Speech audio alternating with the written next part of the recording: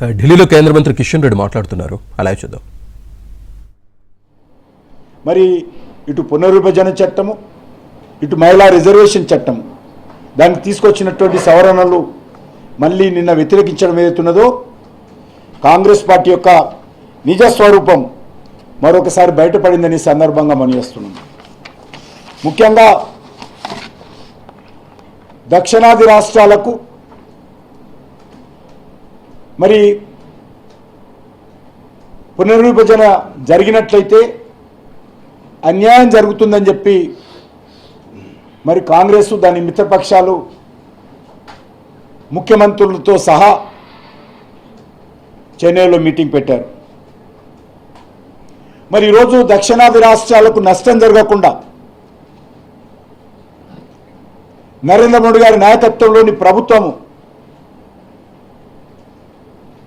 దక్షిణాది రాష్ట్రాలకు లాభం జరిగే విధంగా ఒక మంచి ఫార్ములా తీసుకొచ్చి దక్షిణాది ప్రజలకు మేలు చేసేటువంటి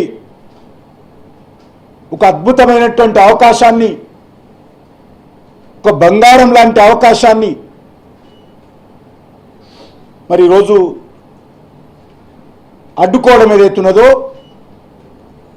ఇది పెద్ద చారిత్రాత్మకమైనటువంటి తప్పిదం కాంగ్రెస్ పార్టీ చేసిందని మనం చేస్తా ఉన్నాం. దక్షిణాది రాష్ట్రాలకు మేలు జరిగేటువంటి అద్భుతమైనటువంటి అవకాశాన్ని నీరుగార్చిందని సందర్భంగా మనం చేస్తా ఉన్నాను. ఇది దక్షిణాది రాష్ట్రాలకు దురదృష్టకరం.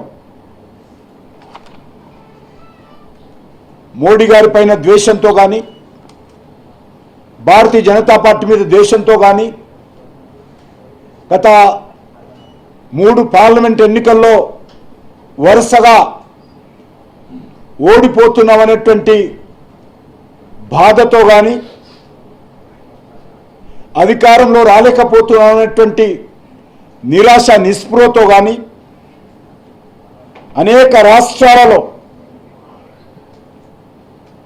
100 సార్లు ఎన్నికల్లో 100 సార్లు అవి స్థానిక సంస్థల ఎన్నికలు కానీ, శాసనసభ ఎన్నికలు కానీ, పార్లమెంట్ ఎన్నికలు కానీ, రాహుల్ గాంధీ గారు అధ్యక్షులైన తర్వాత లేకపోతే రాహుల్ గాంధీ నేతృత్వం వహించిన తర్వాత 100 ఎన్నికల్లో ఓడిపోయినటువంటి నిరాశా నిస్పృహలతో ఈరోజు మరి మోడీ గారి మీద ద్వేషంతో మహిళలకు, దక్షిణాది ప్రజలకు మేలు జరిగేటువంటి ఈ అద్భుతమైనటువంటి అవకాశాన్ని అడ్డుకొని అన్యాయం చేశారనే విషయాన్ని మనం చేస్తా ఉన్నాం. దక్షిణాది ప్రజలకు, మహిళలకు కాంగ్రెస్ పార్టీ నాయకులు క్షమాపణ చెప్పాల్సినటువంటి అవసరం ఉంది.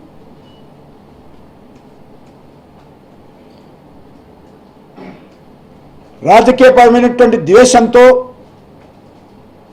దక్షిణాది ప్రజలకు నష్టం చేశారు నిన్నటి బిల్లులను అడ్డుకోవడం ద్వారా మనం చేస్తా ఉన్నాం.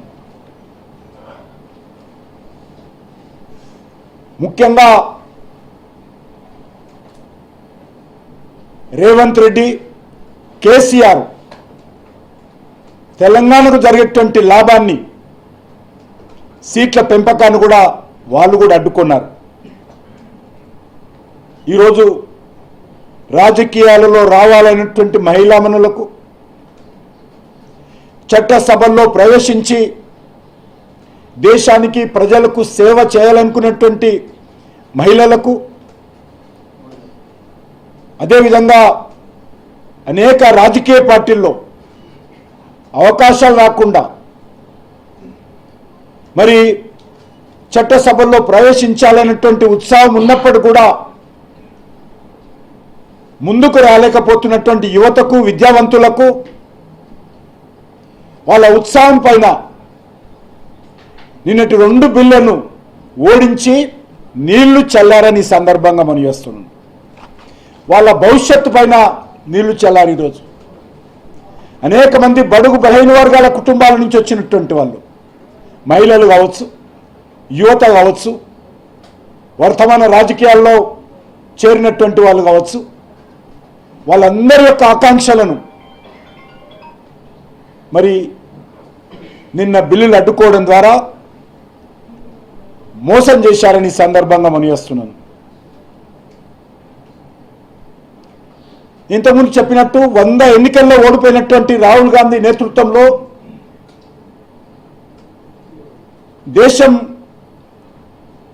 దేశ భవిష్యత్తు విషయంలో ఆలోచిస్తారనేటువంటి ఆలోచన